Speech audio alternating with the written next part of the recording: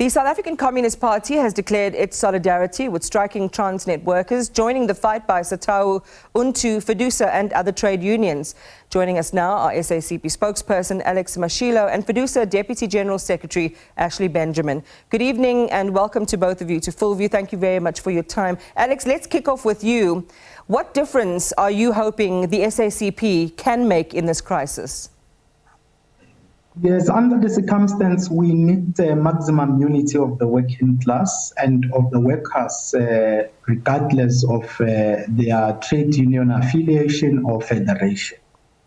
It is through the workers united that there can be improvements on the offers that are on the table. Collective bargaining processes by their very nature open with demands and workers seeking to improve their conditions and incomes and end up with bargaining settlements. And as you can see, and many South Africans can also see, the cost of living has been increasing rapidly due to global and domestic conditions. And among the domestic conditions is the monetary policy driven by the South African Reserve Bank in hiking interest rates, just to mention a few factors.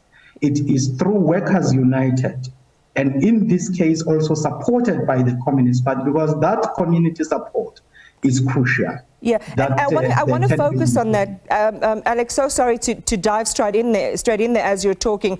That really is the heart of my question. There's no doubt, as you're saying, the longer workers stick together and hold the line, the more the chances of arriving closer to what their demand is increases. But I wanted to find out exactly this solidarity that you're offering. What difference are you hoping it's going to make in terms of forcing the hand of the employer? Remember that it is unlike a situation where the workers are alone. They do not have anyone outside of their sphere of production supporting them.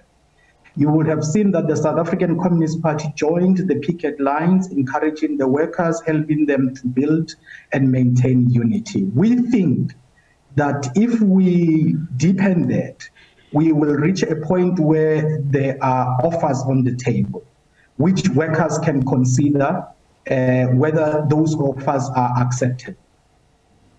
Ashely, I want to turn it to you now. How much of a difference does this show of solidarity make to your cause? Well, it's very important as Fedusa. We in full support and solidarity with our affiliate Untu. We are also joining them in the picket lines and ensure that the unity of the workers prevail. We are encouraged about the talks and discussions that happens between the parties in order to find each other. We are also saying that workers deserve a decent increase and they cannot bear the brunt all the time for inefficiencies, malfeasance, corruption, and then workers must pay the price for it. So we are also hoping that, the parties can get closer to each other in order to find amicable settlement during this period. Well, Alex, it comes back to you then in terms of this leverage that you can possibly use in your alliance with the governing party to influence wage talks in favor of the workers, or at the very least to sway the employer. How are you going to use that relationship to the benefit of the workers you're showing solidarity to in this strike? I anticipated that question. I was actually reading it in the first question that you asked. As I said, we already joined the workers on the picket line, and you would have seen that the Minister of Employment and Labour moved quickly to intervene. The trade unions themselves yesterday did say they welcomed the intervention, and they reported publicly here on the SABC television that the minister wanted to know where they are and was probing what the settlement ball, where the settlement ball could be.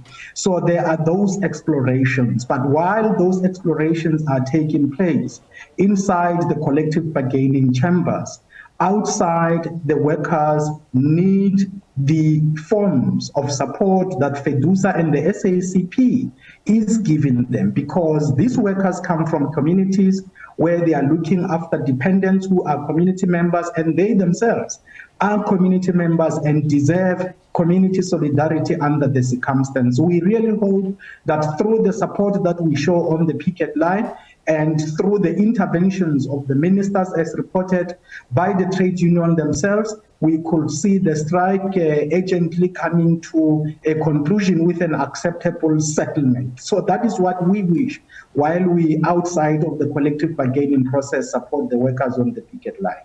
And I appreciate your powers of deduction and foresight, Alex, in being able to predict that question, which is why I want to circle back to it, because while the support of the SACP at the picket line, as Ashely is saying, does an amazing, it provides an amazing psychological boost, you do have influence in the inside in terms of your alliance alliance with government. And that's what I'm looking for to hear in what you're saying, Alex, about how you leverage those relationships. We know, given the recent elective congresses that you have had and Congress and COSATU have had, that there is a bit of a sea change happening in terms of whether you go it alone and whether you would have that support within the Trade Union Federation to stand on your own as a party. I'm saying, given the changes that we're seeing in the alliance, what are you doing on the inside to kind of also further the objectives of the workers on the picket line? Yeah, let me indicate that we are not directly involved in the collective bargaining processes, except for our involvement through our trade union activists, particularly who are organized in Satawu. But we also have members who are organized in the other trade unions and are members of these trade unions that are bargaining with Transnet today.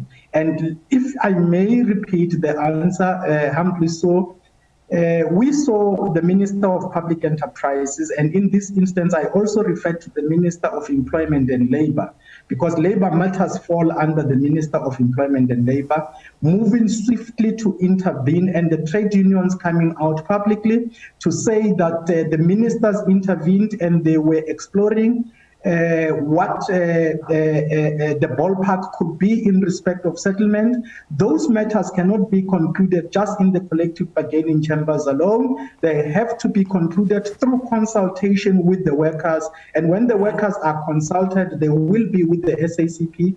As you have seen in Cape Town today, our SACP structures joining the workers on the picket line. Insofar as the broader politics are concerned, we would not like to elevate this collective bargaining matter into a broader political struggle, but at the same time, we do not want to consider this matter in isolation.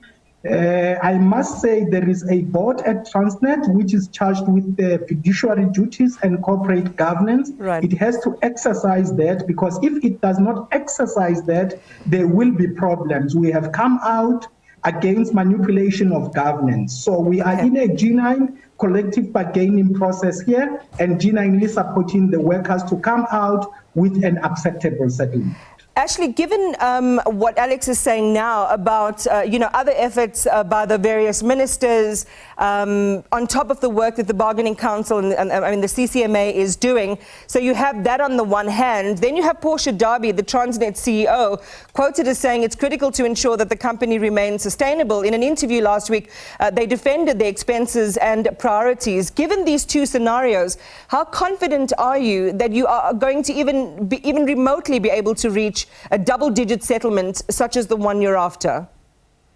Well, thank you, Iman. First of all, I mean, it is very irresponsible of the CEO, Portia Darby, to discuss issues of restructuring and business models, when you are engaged in collective bargaining. When you engage in collective bargaining, those issues cannot form part of those discussions. It just bedevils the negotiation process. I must also say that the intervention from the ministers has not resulted in any progress thus far. It is now up to the parties, the unions, and Transnet to find a solution. But I must however say that we are encouraged by the role that the CCMA is playing, and you will be aware that the CCMA has presented a proposal. It's not a Transnet proposal, it's not a union proposal, but it's an attempt to get the parties together. So the CCMA, in terms of the mandate, is playing a key role in trying to get the parties to find an amicable settlement.